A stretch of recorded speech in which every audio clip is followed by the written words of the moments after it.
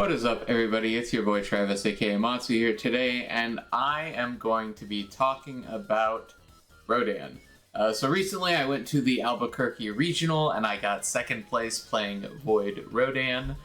Huge shoutouts to our regional champion, Andrew Porat. Very well played game. But that's not what I'm here to talk about today. I believe that Albuquerque was kind of a lame duck format because obviously we didn't have access to AOT3 cards during the event, so we did not get to... Really, the format didn't particularly matter, right? We are going into a new format, and so I want to show you guys what I think my list would have looked like had AOT3 been legal for the event, and what my list is probably going to look like going forward if you choose to continue to play Rodan instead of, playing with the shiny new characters, obviously. So I have two different lists, two different routes you can go. You will see a lot of similar things in the lists, but let's get right into it. Make sure you guys like, comment, share, subscribe. Go check out the Patreon where I do coaching at the $40 level if you need any improvement in the UVS card game.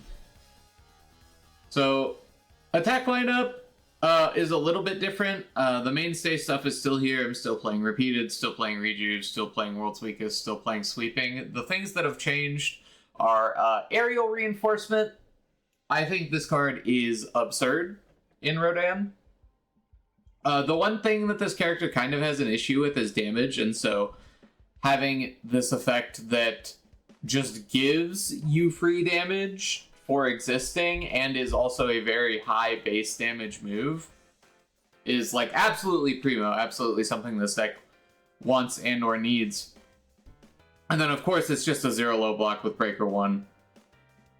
And then that's not even counting the implications of being able to go Rodan, I'll check top 2, I'll stack a good check, and then I'll stack this attack I want to draw. I'll play this on a 6, check my 5, tap 1, blitz, reveal the attack by naming a keyword on the attack, obviously, add it to my hand. That's just also a crazy synergy for this character, and I love it. It's also... It doesn't say attack, it says card. So you can pick up uniques like Science Bros, like Moment of Normalcy. Do we have anything else that matters for that? No? I don't think so. Military airship, I guess. But yeah, that's also very cool and something that I'm actually just noticing during recording, which is very cool. But yeah, otherwise, basically everything stays the same. Unyielding Destruction, I think, is also crazy in this character.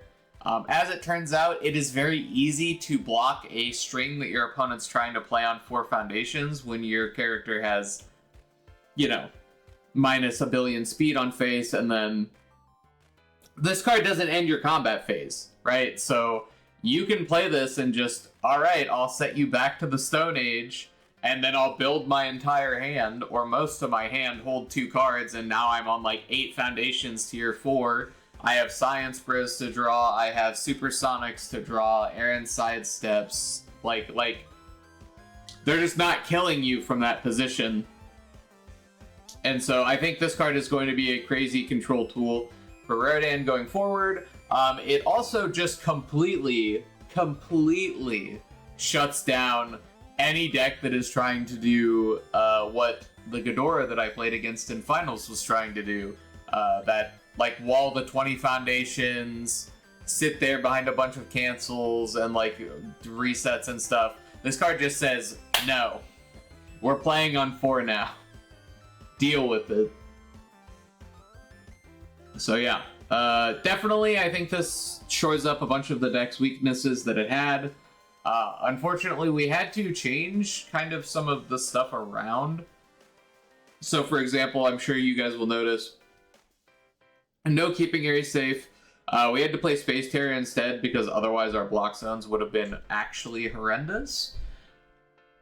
And, Space Terror is not the worst. It is flip for damage, which is obviously, like we said earlier, something that Rodan can lack at times. So yeah, that is the Void version, and then I have, real quick over here, the Air version. This deck is a lot more aggressive. It's really trying to kind of get in there and just, like, beat them up.